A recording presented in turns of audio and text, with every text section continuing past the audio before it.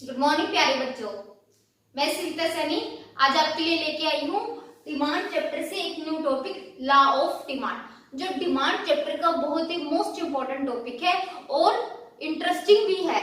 Important के साथ साथ इंटरेस्टिंग भी है और आपके लिए ये सिर्फ +1 में नहीं, ये आपकी बीकॉम एमकॉम आगे भी फर्दर स्टडीज में या फिर आपके जो नेट एग्जाम होते हैं उसमें भी इसका क्वेश्चन आपके लिए ये क्वेश्चन आपके लिए काम आएगा। तो अच्छे से समझ लेना what is law of demand. As I told you in my previous video, जैसा कि मैंने आपको प्रीवियस वीडियो में बताया था कि जो आपकी डिमांड होती है, किसी भी कमोडिटी की डिमांड होती है, there is no only price factor that affects the demand. सिर्फ एक प्राइस फैक्टर ही नहीं है जो उस डिमांड को अफेक्ट करता है, there are so many further factor that affects the demand. बहुत सारे अदर फैक्टर भी है जो उस डिमांड को क्या करते हैं, अफेक्ट करते हैं। जैसे कि आपको पता है कौन कौन से price of related commodity, okay, income, expectation, distribution of income, taste, habits, preferences और other factors also affect the demand. अब ये लॉ ऑफ डिमांड क्या कहता है? लॉ ऑफ डिमांड बड़ी सिंपल सी बात कहता है कि आपने एज्यूम करना है। एज्यूम का मतलब होता है आपने मानकर चलना है। एजम्पशंस, इकोनॉमिक्स में बेटा एजम्पशंस होती है। एजम्पशंस में क्या होते हैं, चीज हो या ना हो, फैक्ट हो या ना हो, आपने उसको एज्यूम कर लेना है। आपने मान के चलना है कि इकोनॉमी में ऐसा ही हो रहा है। तो आपको यहाँ पे क्या एज्यूम करना है, जब आप लॉ ऑफ डिमांड को स्टडी करोगे तो आपको कुछ एजम्पशंस लेनी है। आपको ये मानना है कि जो डिमांड को इतने सारे फैक्टर्स अफेक्ट करते हैं, डिटरमिनेंट्स ऑफ डिमांड है, उसमें प्राइस को लीव करके, मतलब प्राइस को छोड़ के बाकी सभी के सभी फैक्टर कांस्टेंट है। मींस उन फैक्टर्स में कोई भी चेंज नहीं हो रहा, ना कोई इनकम में चेंज है, ना कोई एक्सपेक्टेशन में चेंज है, ना किसी हैबिट में चेंज है, ना किसी टेस्ट में चेंज है, डिस्ट्रीब्यूशन ऑफ इनकम इक्वल है। आपने मान के चलना है कि उन फैक्टर्स में कांस्टेंट है, there is no change in other factor. So assumption मान के चलनी है आपने। Assumption, all factors are constant, okay, except price। Price को छोड़ के सभी फैक्टर्स क्या है, कांस्टेंट है। सिर्फ एक प्राइस फैक्टर ही है जो आपके डिमांड को अफेक्ट कर रहा है।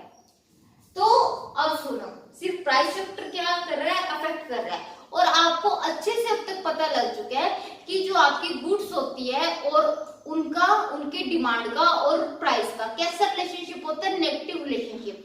मींस व्हेन प्राइस इंक्रीजेस, अगर प्राइस इंक्रीज हो चुके हैं तो डिमांड ऑटोमेटिकली क्या हो जाएगी, decrease. And when price decreases, जब प्राइस कम होते हैं तो ऑटोमेटिकली डिमांड क्या हो जाएगी, ज्यादा। Means what law of demand say? Law of demand states that other things remaining constant, सभी चीजें constant मान ली, इनकम भी constant है, टेस्ट भी constant है, प्रेफरेंस भी constant है, हैबिट भी constant है, एक्सपेक्टेशन में भी कोई चेंज नहीं हो रहा। constant means there is no change, उनमें कोई चेंज नहीं है, वो वैसी है जैसी पहले थी। remaining constant, there is an inverse relationship between quantity demanded and on price of the commodity। सिर्फ और सिर्फ क्या रिलेशनशिप है कि प्राइस का क्वांटिटी डिमांडेड के साथ रिलेशनशिप है इनवर्स। मींस अगर प्राइस इंक्रीज हो रही है तो डिमांड डिक्रीज हो जाएगी, और प्राइस डिक्रीज हो रही है तो आपकी डिमांड क्या हो जाएगी, इंक्रीज हो जाएगी। तो यहाँ पे अगर मैं एक छोटा सा डिमांड शेड्यूल बना लूं, जैसे कि आप पहले भी इस चीज को स्टडी कर चुके हो। डिमांड शेड्यूल में मैंने प्राइस ऑफ कमोडिटी लिया, यहाँ पे क्वांटिटी ऑफ कमोडिटी ली। पहले प्राइस 1 था, डिमांड 5 थी, प्राइस इंक्रीज होके 5 हो गया, डिमांड डिक्रीज होके 1 होगी। और अगर इसको डिमांड कर्व से मैं शो करूं, लॉ ऑफ डिमांड को शो करूं, तो ओ एक्सिस पे मैंने यहाँ पे QX क्वांटिटी ली है, OY यहाँ पे मैंने क्या लिया है, आपका प्राइस P एक्सिस। अब शो कर दो, for example 1 2 3 4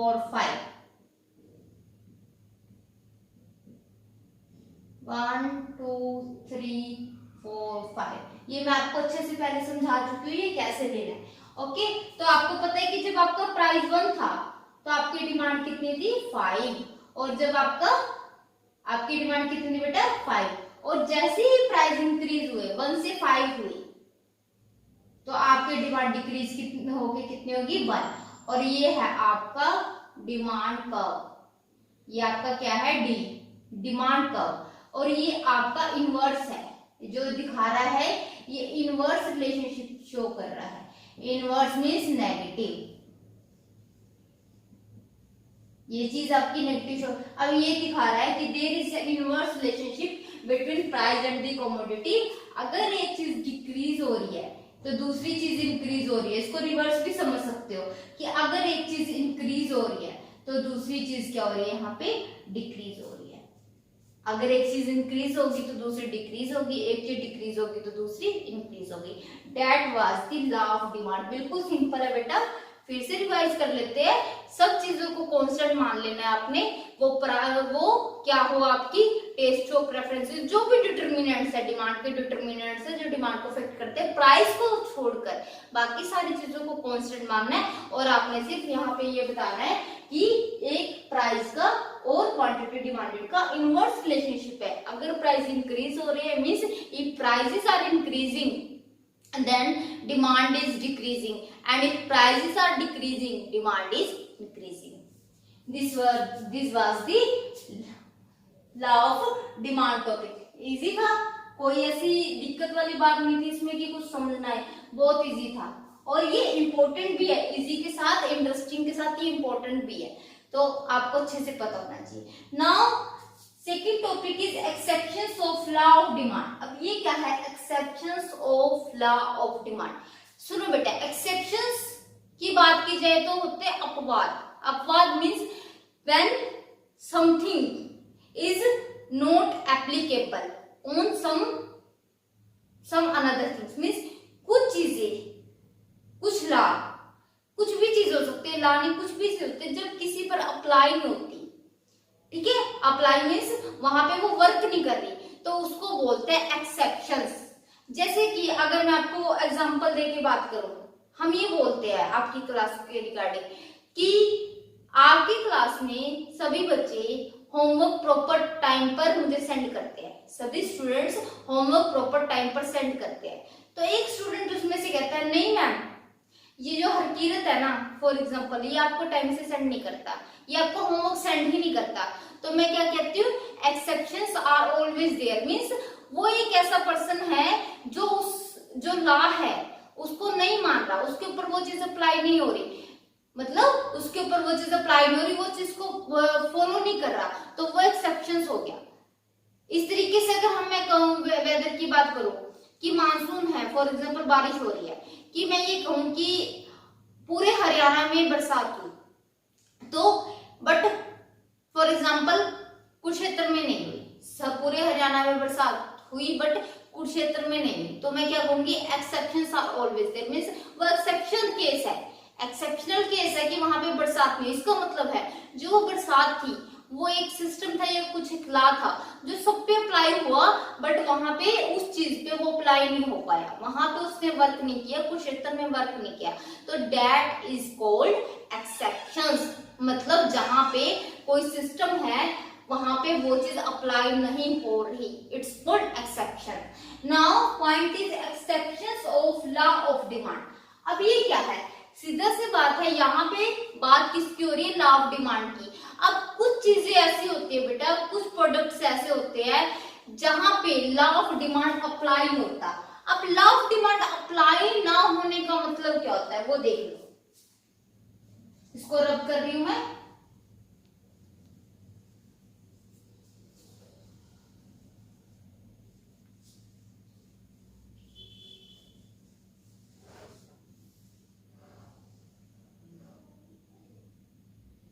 law of demand apply ना होने का मतलब ये है कि वहां पे प्राइस का और क्वांटिटी का जो रिलेशनशिप होगा, इनका जो रिलेशनशिप होगा वो पॉजिटिव होगा। क्या होगा, पॉजिटिव। पॉजिटिव का मतलब क्या है कि प्राइस के इंक्रीज होने पर उनकी क्वांटिटी भी क्या होगी, इंक्रीज होगी, या फिर प्राइस के डिक्रीज होने पर क्वांटिटी भी आपकी क्या होगी, डिक्रीज। जबकि लॉ ऑफ डिमांड में रिवर्स होता है, वहां पे प्राइस के बढ़ने पर क्वांटिटी डिक्रीज होती है और प्राइस के डिक्रीज होने पर क्वांटिटी इंक्रीज होती है।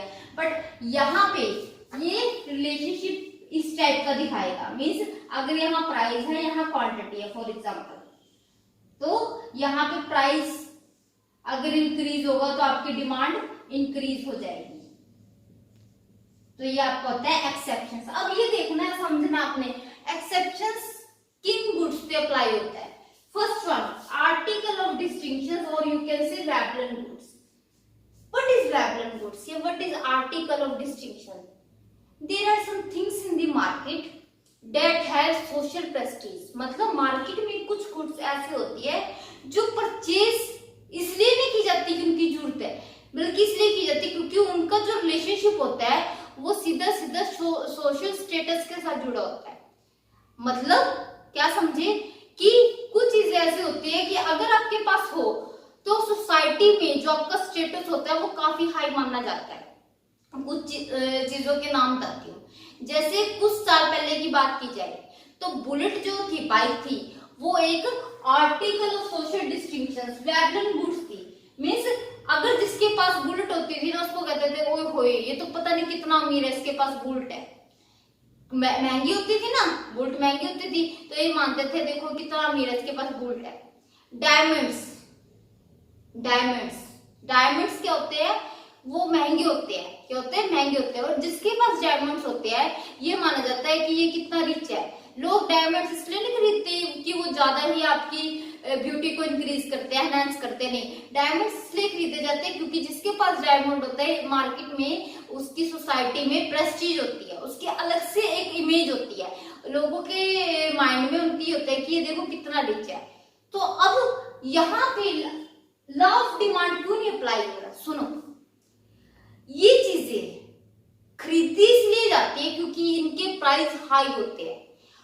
प्राइस हाई होने के कारण इनको कोई कोई खरीद सकता है, वही खरीदेगा जो बहुत रिच होगा और जिनकी और जो अपने आप को मार्केट में मीन्स अपनी सोसाइटी में जो अपनी इमेज शो करना चाहे।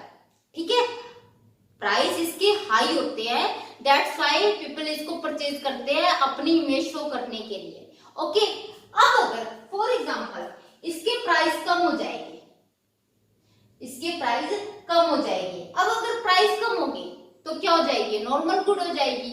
अगर उसके प्राइस कम हो गए तो नॉर्मल गुड हो जाएगी। नॉर्मल हो जाएगी तो सब इसको परचेज करने लग जाएंगे, जिसके पास पहले नहीं था वो भी इसको परचेज करने लग जाएगा।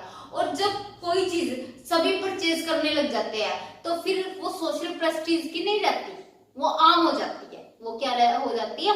आम हो जाती है। तो वहां पे आम चीज को फिर लोग डिमांड क्यों ज्यादा करने लगे? लोग तो इसको इसलिए डिमांड कर रहे हैं ना कि उनकी सोशल प्रेस्टीज इंक्रीज हो, मींस उनकी सोसाइटी में इमेज इंक्रीज हो। जब कोई चीज आम हो जाएगी, प्राइस कम हो जाएगी, आम हो जाएगी, तो अब डिमांड ज्यादा क्यों करेगी? उसकी डिमांड क्या करेगी? उनकी कम करेगी। क्या करेगी? कम करेगी। और इन चीजों की जैसे डायमंड है, जितना ज्यादा महंगा होगा उतना ही ज्यादा जो इसको खरीदते हैं, ध्यान रखना, इनको जो खरीदते हैं वो उनकी उतनी ही ज्यादा क्या करेगी? डिमांड करेंगे, सिर्फ अपने आप को सोसाइटी में शो करने के लिए। अगर इसकी मान लो प्राइस कम हो गई, ठीक है, डायमंड के प्राइस कम हो गए, तो जो लोग इनको पहले परचेज करते थे, डायमंड के प्राइस कम हो गए, जो लोग इनको पहले परचेज करते थे अपने आप को सोसाइटी में शो करने के लिए, अब उनके लिए कोई इनकी वैल्यू नहीं रही। वो सोचेंगे कि ये तो सभी परचेज कर रहे हैं, ये तो सभी परचेज कर रहे हैं, तो वो उनके डिमांड को डिक्रीज कर देंगे। प्राइस के डिक्रीज होने के कारण उनकी डिमांड क्या हो जाएगी? डिक्रीज। दैट्स व्हाई इन गुड्स पर आर्टिकल ऑफ डिस्टिंक्शन और you can say Veblen goods, इन पर लॉ ऑफ डिमांड अप्लाई नहीं होता। अगर मैं फॉर एग्जांपल प्लैटिनम लेती हूँ, डायमंड से भी हाई उसका होता है, प्लैटिनम है। प्लैटिनम फॉर एग्जांपल पहले 4 का मिल रहा था, 4 लाख का, मेरी क्वांटिटी इतनी थी, अब वो 5 का कर दिया, तो इसका मतलब है 5 का कर दिया तो नॉर्मल लोगों की पहुंच से अब और भी ज्यादा वो बाहर हो गया। जो मीडियम क्लास फैमिलीज है उनकी पहुंच से वो और भी ज्यादा बाहर हो गया। तो जो इस टाइप के लोग हैं जो इनको परचेज करते हैं वो और भी ज्यादा डिमांड करेंगे कि देखो मेरे पास होगा तो मेरी मार्केट में और भी ज्यादा इमेज बनेगी, तो इसका मतलब वहां पे इसकी डिमांड और भी इंक्रीज हो जाएगी, इसलिए इन पर लॉ ऑफ डिमांड अप्लाई नहीं होता। Now third point, irrational judgement. Second के लिए मुझे आपको अच्छे से समझाना होगा, मैं आपको भी समझाऊंगी। तो थर्ड पॉइंट पे आ जाओ। सबसे पहले irrational judgement. What is irrational judgement? Irrational judgement, judgement means जज करना, इरेशनल बिना सोचे समझे।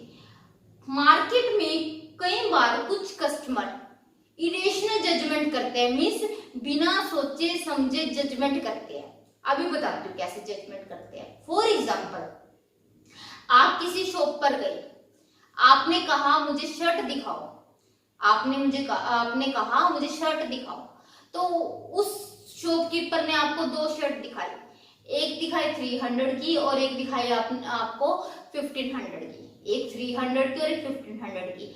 आपकी जजमेंट क्या है? आप सुनो, गुड्स को लेके आप ये सोचते हो कि अगर ये सस्ती है ना, अगर ये सस्ती है, ये 300 की मिल रही है तो घटिया है, और ये 1500 की है, ये महंगी है, तो ये क्या है? बढ़िया है। मतलब कई कस्टमर होते हैं ना, वो एक जो प्रोडक्ट है, प्रोडक्ट की क्वालिटी को किसके साथ रिलेट करके चलते हैं? प्राइस के साथ। हम भी कई बार ऐसा करते हैं, सिर्फ आप नहीं, सभी ऐसा कई बार करते हैं कि अगर जितना ज्यादा महंगा होगा उतना ही ज्यादा इसकी क्वालिटी अच्छी होगी। ऐसा जरूरी नहीं होता कि ऐसे होगा रियलिटी में, बट हमारी इमेज होती है, हमारी सोच होती है कि जितना ज्यादा अगर हम किसी प्रोडक्ट पे पैसा लगाएंगे, जितना ज्यादा हम महंगा परचेज करेंगे, उतनी ही ज्यादा हमें अच्छी क्वालिटी मिलेगी। इसलिए वहां पे क्या होता है, वहां पे पर्सन क्या करते हैं, जब महंगा होता है प्राइस बढ़ने पे ज्यादा डिमांड करते हैं, और प्राइस कम होने पर उसकी डिमांड को क्या कर देते हैं? कम कर देते हैं, सिर्फ अपने इरेशनल जजमेंट के कारण। हमेशा नहीं, इरेशनल जजमेंट के कारण। मैं मार्केट में गई, सेम हेयर, मैंने उसे कहा मुझे कुर्ती दिखाओ, उसने मुझे 2-3 टाइप की कुर्ती दिखाई। वहां पे मैंने वो कुर्ती उठाई जो सबसे महंगी थी, क्योंकि मेरी सोच ये थी, और मैंने 2 ली। मेरी सोच ये थी कि ये महंगी है, that's why it's of good quality, ये महंगी है तो ये अच्छी क्वालिटी की है। वहां पे मेरी ये लॉ ऑफ डिमांड अप्लाई नहीं हुआ, क्योंकि वहां पे मेरी सोच ने क्या किया? इरेशनल जजमेंट की। मैंने ये सोचा नहीं, ये महंगी है इसलिए अच्छी है, इसलिए ज्यादा प्राइस पे मैंने ज्यादा क्वांटिटी परचेज की, मींस हाई प्राइस पे मैंने क्वांटिटी परचेज की। बट लॉ ऑफ डिमांड के अकॉर्डिंग मुझे क्या करना चाहिए था? अगर मुझे कोई चीज सस्ती मिल रही है, मुझे उसको परचेज करना चाहिए था, मतलब कम प्राइस है तो मुझे उसकी क्वांटिटी परचेज करनी चाहिए थी। बट इरेशनल जजमेंट के कारण मैंने क्या किया? ज्यादा प्राइस पे मैंने क्वांटिटी को परचेज किया, तो वहां पे लॉ ऑफ डिमांड अप्लाई नहीं हुआ। अब समझो थर्ड, गिवन गुड्स। क्या रह गया आपका? Given goods. गिवन गुड्स को समझाने के लिए मैं आपको 2-3 टाइप की गुड्स लेकर थोड़ा सा उसमें डिफरेंस बताऊंगी कि व्हाट इज दिस। ओके, तो आपको गिवन भी अच्छे से समझ आ जाएगा। गिवन गुड्स पे भी ध्यान रखना बेटा कि आपका लॉ ऑफ डिमांड अप्लाई नहीं होता। अब ये देखना है कि गिवन गुड्स क्या है।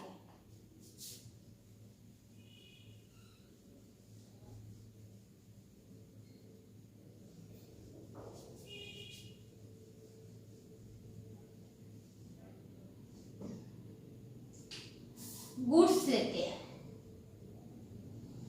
वस्तुएं, goods, data, tangible, that you can touch and see, जिसको आप छू भी सकते हो, देख भी सकते हो, और जो आप यूज किसके लिए करते हो? अपनी नीड्स को सेटिस्फाई करने के लिए। आपको नीड्स है, उसको सेटिस्फाई करने के लिए आप किसका यूज करते हो? गुड्स का। अब जो गुड्स होती है, there are 3 type, normal,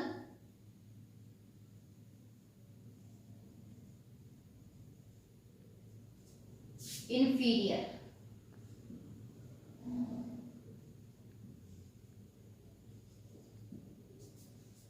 given,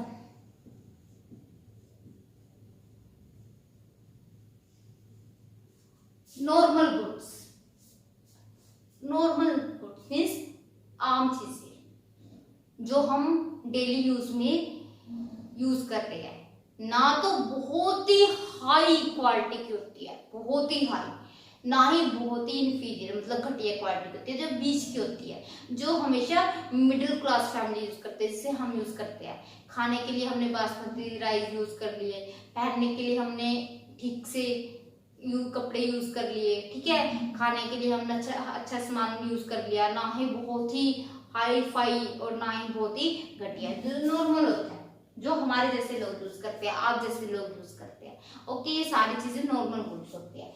inferior goods, घटिया वस्तुएं। इंफीरियर घटिया मीन्स जिसकी क्वालिटी लो होती है। जैसे एग्जांपल देती हूँ मैं आपको राइस की। चावल सभी खाते हैं, आप भी खाते हो, मैं भी खाती हूँ। तो चावल में आपको पता है बहुत सारी क्वालिटीज आती है, मोटा चावल, बासमती राइस, गोल्ड सिल्ला, बहुत सारे होते हैं। तो अकॉर्डिंग टू उनके प्राइस, उनकी क्वालिटीज भी क्या होती है, डिफरेंट डिफरेंट होती है। जैसे सबसे अच्छा माना जाता है बासमती, तो वहां आपका बासमती नॉर्मल गुड्स में आ जाता है, उसमें गुड्स में, नॉर्मल गुड्स में। इंफीरियर में कौन सा आ जाएगा, मोटा चावल, जो बिल्कुल ही 10 रुपए का 20 रुपए किलो आता है, ये आपका क्या गया, इंफीरियर गुड्स। अब आते हैं गिफन गुड्स। अब किसकी बात होती है, गिफन गुड्स। अब ध्यान रखना बेटा, गिफन गुड्स भी कुछ स्पेशल टाइप की इंफीरियर गुड्स होती है। गिफन गुड्स क्या होती है, आपकी कुछ स्पेशल टाइप की इंफीरियर गुड्स होती है। इसको समझने से पहले यहाँ पे इस दोनों को क्लियर कर लो। नॉर्मल गुड्स होती है, उस पे भी लॉ ऑफ डिमांड अप्लाई होता है। नॉर्मल गुड्स पे तो होता ही होता है law of demand, but inferior goods होती है, घटिया चीज होती है, उस पे भी लॉ ऑफ डिमांड अप्लाई होता है। क्यों, क्योंकि चाहे बेशक वो घटिया हो, बट वहां पे भी प्राइस के बढ़ने पर आप उसकी क्वांटिटी कम और प्राइस के कम होने पर क्वांटिटी ज्यादा परचेज करते हो। अब आपको समझनी है ये चीज अच्छे से, ये गिफन गुड्स क्या होती है।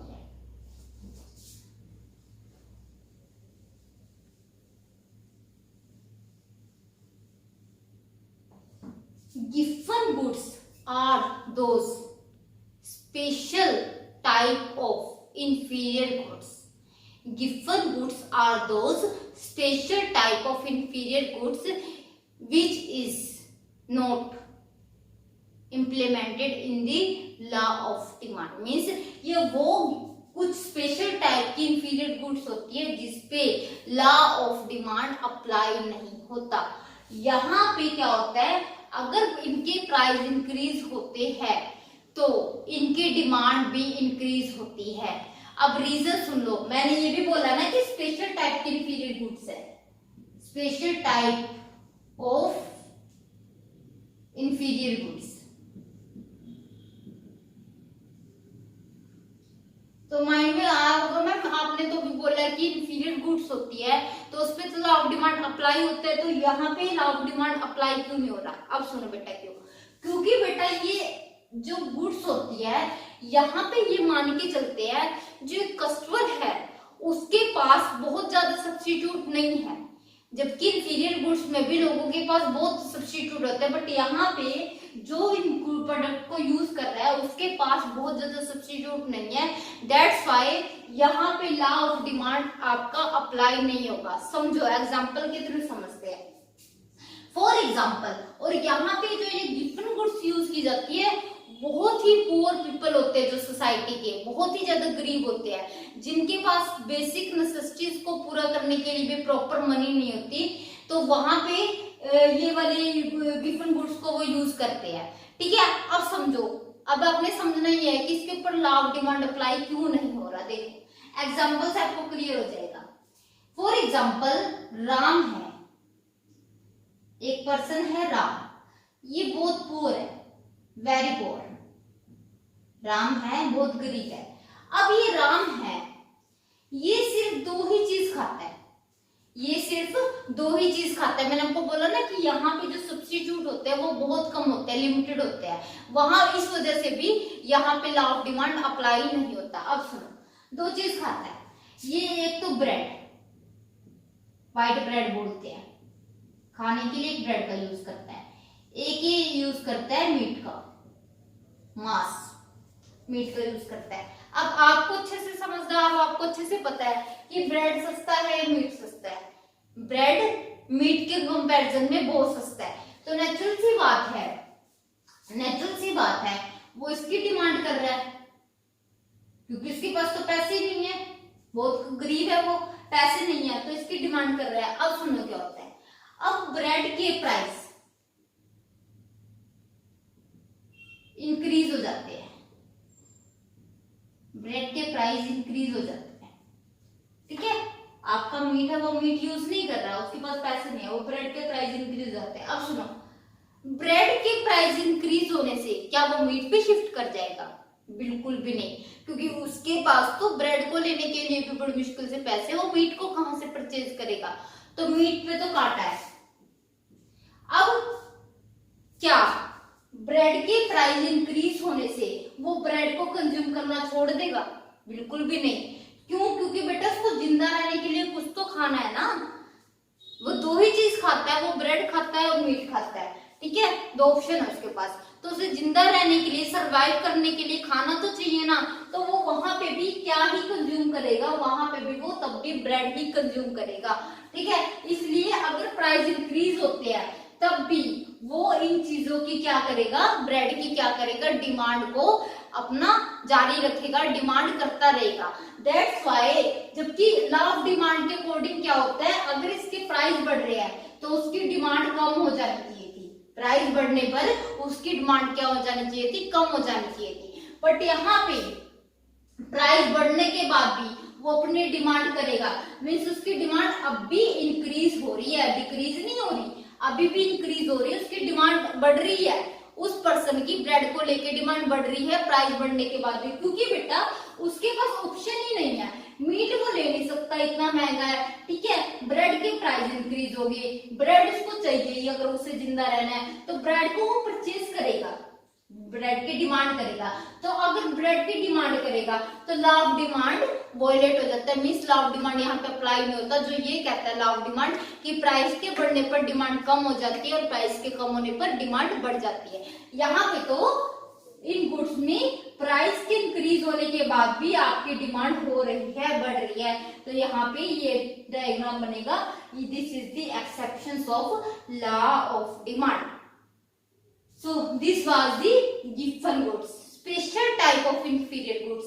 है तो inferior ये ब्रेड घटिया वस्तु है ना, special type of inferior, special type of inferior क्यों का कि इसके इस मामले में, गिवन गुड्स के मामले में कस्टमर के पास क्या नहीं रहते, ज्यादा सब्स्टिट्यूट ऑप्शंस नहीं रहते, उसके पास ज्यादा ऑप्शन नहीं होते, ये assumption लगा के चलो या फिर रियलिटी लगा के चलो, उसके पास ज्यादा ऑप्शन नहीं होते। अगर ऑप्शन होंगे, अगर फॉर एग्जाम्पल यहाँ पे ऑप्शन होते, जैसे इंफीरियर गुड्स है, वहां पे ऑप्शन होते हैं लोगों के पास। अगर चावल की भी बात की जाए, उसके पास एक क्वालिटी के चावल नहीं होते, उसके पास 10 क्वालिटी के चावल होते हैं, वो किसी पे भी शिफ्ट कर सकते हैं अगर एक के प्राइस बढ़ते हैं। बट यहाँ पे उसके पास ऑप्शन नहीं है, बहुत कम सब्स्टिट्यूट है, तो इस वजह से लॉ ऑफ डिमांड यहाँ पे वॉयलेट हो जाता है, लॉ ऑफ डिमांड यहाँ पे अप्लाई नहीं होता। Okay, these were the topic of law of demand. So what we have discussed today, we have discussed law of demand and we have discussed exceptions of the law of demand. So आज हमारे topic complete होता है, आपने भी book में से भी और वैसे भी यही टॉपिक करना है लॉ ऑफ डिमांड को लेके, what is law of demand and what are there exceptions and what is your homework. Your homework is complete your notebook and make a diagram of law of demand and make a diagram of exceptions of law of demand. Thank you so much beta.